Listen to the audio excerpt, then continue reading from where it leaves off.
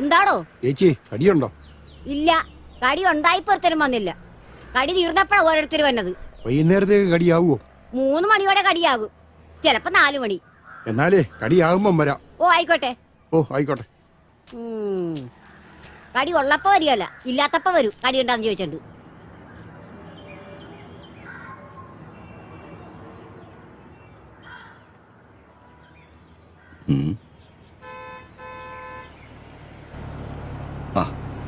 പറഞ്ഞ സമയത്ത് തന്നെ പാരാപ്പാപ്പച്ചനെത്തി.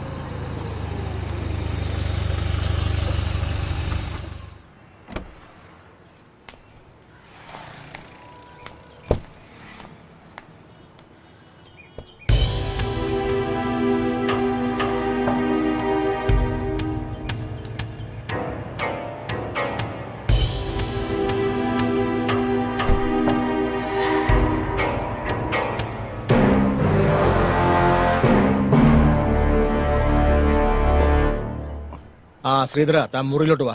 ഓ,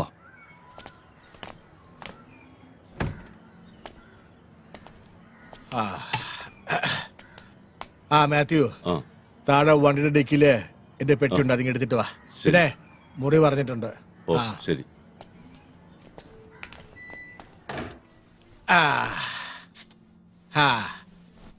പിന്നെ ശ്രീധര, എന്നെ അയക്കൊണ്ട് വിശേഷങ്ങള്. അത് പിന്നെ നോക്കിയാട്ടെ. അയ്യേ, അലുമിനിയം പാത്രം ചടങ്ങിയ പോലെ.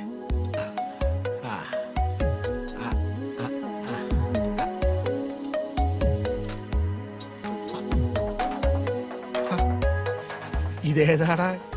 അല്ലോ, ഇതാരാടോ? നോക്കട്ടെ. ഇത് ഇവളാണ് പാപ്പച്ചായ, അംബിക. ഞാൻ വിചാരിച്ചതിനെ തന്നെ പാപ്പച്ചായ സെലക്ട് ചെയ്തു. ഇവളുടെ ഭർത്താവൻ ഗൾഫിലാ, വീട്ടിൽ അടയിരുന്ന് മടുത്തു. ഞാൻ നേരത്തെ മുതലേ പാപ്പച്ചായന് വേണ്ടി കണ്ടുവച്ചിരുന്നതാ. ഇവൾ എന്റെ നമ്പർ തേടി പിടിച്ചു വിളിച്ചു.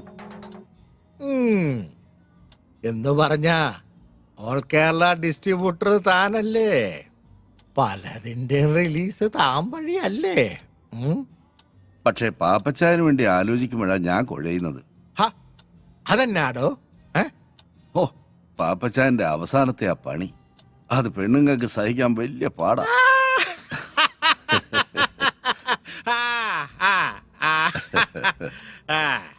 ഒരുമാതിരി അവളുമാര് സഹിക്കുകയല്ല, അതിനെയല്ല അവളുമാര് പരിഭവം പറയും. ചിലർ എന്നോട് കംപ്ലൈന്റ് പറയുകയും ചെയ്യും. എന്നായാലും എന്താടോ, കാശല്യോ കൊടുക്കുന്നേ? പിന്നെ ഇവള് മതി ഒരു 4 ദിവസത്തേക്ക്. ഓ, 4 ദിവസത്തേക്കോ? അതെ, വേറൊന്നും കൊണ്ടല്ലടോ. ഇത്തവണ ശരിക്കൊന്ന് ആഘോഷിക്കാന്ന് വിചാരിച്ച്. ഏതാ? നടക്കട്ടെ നടക്കട്ടെ.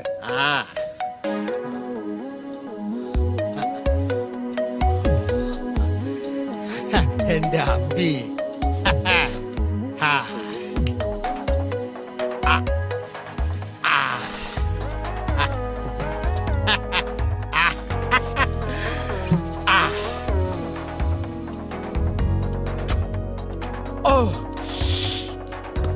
അമ്പി, ഈ പോരെ, ഇതേലൊരെണ്ണം പിടിപ്പീരേ. എനിക്ക് വേണ്ട പാപ്പച്ചായ. വാടി. എന്നിട്ട് മൊത്തം പ്ലാനതാ?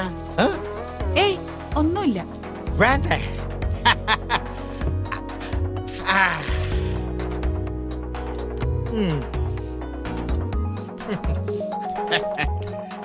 പാപ്പച്ചായൻ എന്നെ എന്നാ വിളിച്ചേ?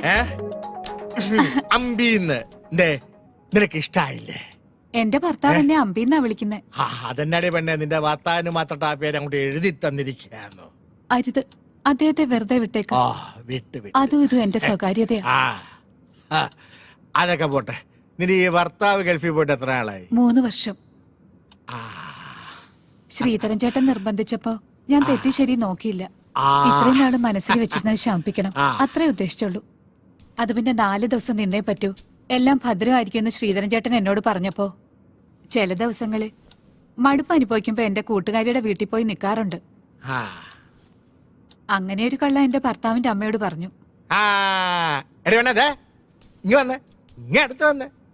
ദേ മിടിക്ക മിടിക്ക് ഞാൻ എത്രാമത്തെയാ പാപ്പച്ചായന്റെ ലിസ്റ്റിൽ?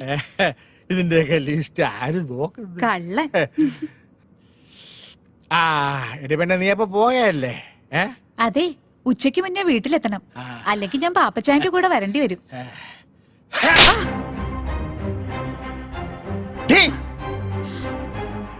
ഇനി ആരുടെയും കൂടെ പോകരുത്, പക്ഷേ ഞാൻ വിളിക്കുമ്പോ വന്നേക്കണം.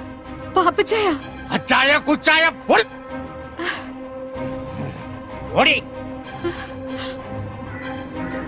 രാജേഷേ, ആ പാലാ പാപ്പച്ചന്റെ റൂമിലേക്ക് ഒരു ഫിഷ് കറി മീൽസ് വേഗം കൊടുത്തരെ.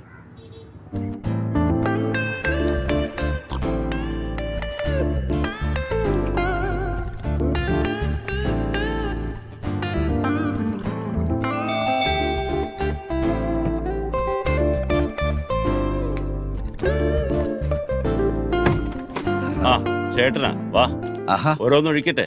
തുടങ്ങിയോ? ഓ ഇരിക്കെ.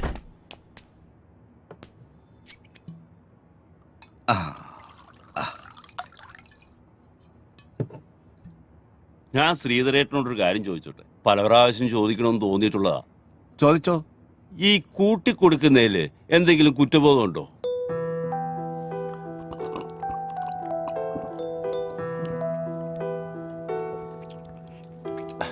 അല്ല, ഞാൻ ചോദിച്ചെന്നേ ഉള്ളൂ.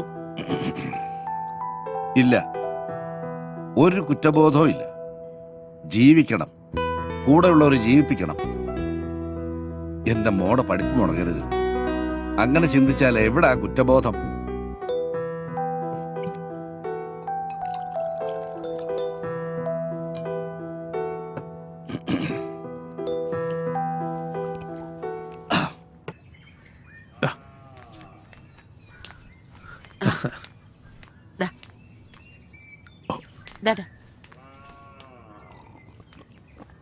ഈ കല്യാണം എന്നൊക്കെ പറഞ്ഞ ഒരു സമയവാ, അത് അതിന്റെ സമയത്ത് നടക്കത്തുള്ളൂ അല്ലെ? കുറിപ്പ് എനിക്കിട്ടൊന്ന് അയ്യോ, താങ്ങിയതാണല്ലോ. എന്റെ പൊന്നു തമ്പുരാനെ അങ്ങനെ കരുതല്ലേ. ജ്യോത്സ്യപ്രകാരം അങ്ങനെ ഒരു ചൊല്ലുണ്ടല്ലോ, അതുകൊണ്ട് പറഞ്ഞതാ. ആ അത് പറഞ്ഞപ്പോഴാ ഓർത്തത്, നമുക്കൊരു ജോത്സ്യനെ കാണണ്ടേ ഭദ്ര? അവനിങ്ങി വരട്ടെ ചേച്ചി, നമുക്ക് നോക്കാം. ഉം. അല്ല, വിഷ്ണു കുഞ്ഞ് ബോംബെയിൽ കോൾഗേറ്റ് കമ്പനിയുടെ മാനേജർ അല്ലേ? ഉം. അതിന് പറ്റിയ പെമ്പിള്ളാരെ ആരെങ്കിലും ആലോചിച്ചാ അവർക്ക് ഈ പട്ടിക്കാട് വല്ലതും ഇഷ്ടപ്പെടുവോ?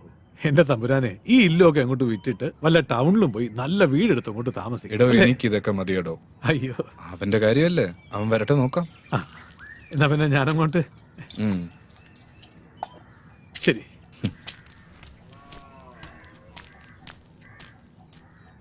പാവം, ഇവിടുന്ന് കിട്ടുന്നതുകൊണ്ടാ അയാളുടെ കുടുംബം കഴിയുന്നത്.